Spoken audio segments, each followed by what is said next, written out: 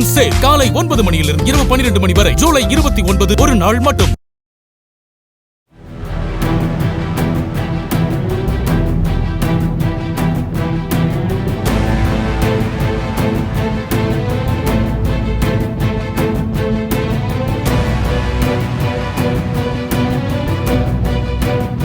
கோவை கவுண்டம்பாளையத்தில் அலங்கார மீன்கள் விற்பனை நிலையத்திற்குள் புகுந்து உரிமையாளர் ராஜ்குமார் என்பவரை அருண்குமார் என்பவர் கத்தியால் தாக்கிய சிசிடிவி காட்சிகள் வெளியாகியுள்ளன.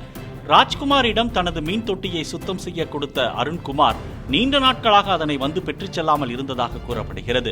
ராஜ்குமார் அவருக்கு அடிக்கடி போன் செய்து அழைத்ததாகவும் தொட்டியை சுத்தம் செய்த கட்டணமாக 2000 ரூபாய் கேட்டதாகவும் கூறப்படும் நிலையில் போனிலேயே இருவருக்கும் இடையே வாக்குவாதமாகியுள்ளது.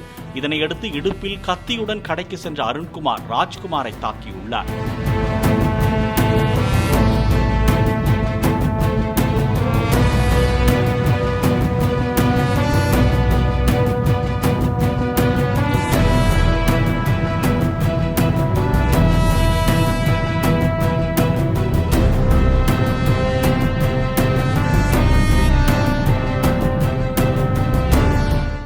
மூன் சேல் காலை 9 மணியிலிருந்து இரவு 12 மணி வரை ஜூலை 29 ஒரு நாள் மட்டும்.